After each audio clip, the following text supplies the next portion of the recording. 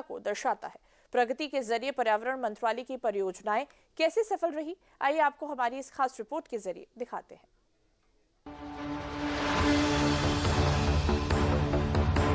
2015 में शुरू किया गया Pragati proactive governance and timely implementation एक प्रमुख शासन मंच है।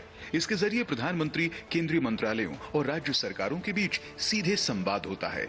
इसका उद्देश्य साफ है, रुकावटें दूर करना, शिकायतें सुलझाना और बड़ी परियोजनाओं को समय पर पूरा करना।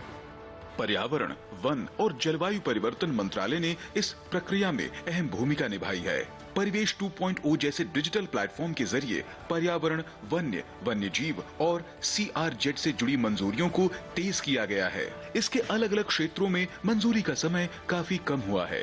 प्रगति के पुश के कारण जो एक पोर्टल बना प्रगति प्रोजेक्ट्स को देखने के लिए स्पेशली, और जो बाद में सबके लिए रोल आउट हुआ, वो मंत्रालय ने परिवेश पोर्टल के नाम से पोर्टल बनाया।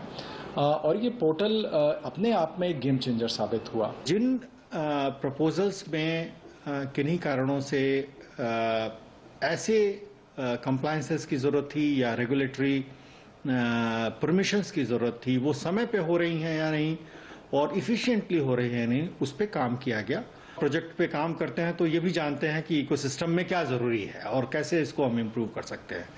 सो मंत्रालय ने उस पे बहुत काम किया और एंटायर इकोसिस्टम को इम्प्रूव करने के लिए परिवेश 2.0 का पोर्टल ले आए। 2015 से 2025 के बीच प्रगति की समीक्षा में कोयला, रेलवे, बिजली, इस्पात, सड़क परिवहन, पेट्रोलियम व प्राकृतिक गैस, बंदरगाह, परमाणु ऊर्जा और जल शक्ति जैसे अहम मंत्रालयों की परियोजनाएं शामिल रहीं। इससे तालमेल बना और समय पर समाधान हुआ।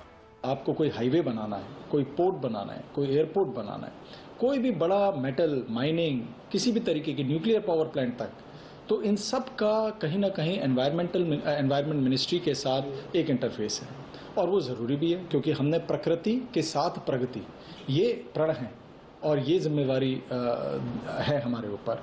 तो इस वजह से ये इम्पॉर्टेंट था कि हम जो भी एक सिस्टम डेवलप करें, वो सिस्टम ऐसा हो कि जितने भी उसके स्टेक होल्डर हैं, चाहे प्राइवेट हो, चाहे और मंत्रालय हो, चाहे और डिपार्टमेंट हो, स्टेट गवर्नमेंट हो, वो सब उस सिस्टम को इजीली एक्सेस कर सकें। परिवेश 2.0 में और भी बहुत सी खासियत है। सबसे बड़ी खासियत तो ये है कि जो प्रोजेक्ट करने वाली एंटिटी है, अगर वो अपनी KML फाइल को पोर्टल पे डाले तो उसको ये पता चलता है कि उसका प्रोजेक्ट किस स्थल पे पड़ रहा है, जिससे वो ये जान पाता है कि अगर हम यहाँ प्रोजेक्ट करने वाले हैं तो यहाँ हमको फॉरेस्ट, वाइल्ड लाइफ, CRZ या इन्वायरमेंटल क्लियरेंस की जरूरत होगी या किस तरह के क्लियरेंस की जरूरत होगी और उसकी क्या प्रक्रियाएं हैं।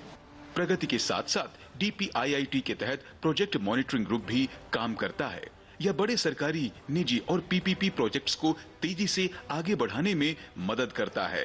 प्रोजेक्ट मॉनिटरिंग ग्रुप भूमि अधिग्रहण, नियमों से जुड़ी मंजूरियों और मंत्रालयों के बीच समन्वय पर काम करता है और पर्यावरण, वन और जलवायु परिवर्तन मंत्रालय के साथ मिलकर काम करता है। नतीजे साफ दिखाई दे रहे हैं। जनवरी 2026 की शुरुआत तक PMG पोर्टल पर कोई भी मामला लंबित नहीं है। यह सक्रिय शासन और बेहतर तालमेल की सफलता को दिखाता है। यह साफ संकेत है कि आसान और सुव्यवस्थित शासन से भारत का बुनियादी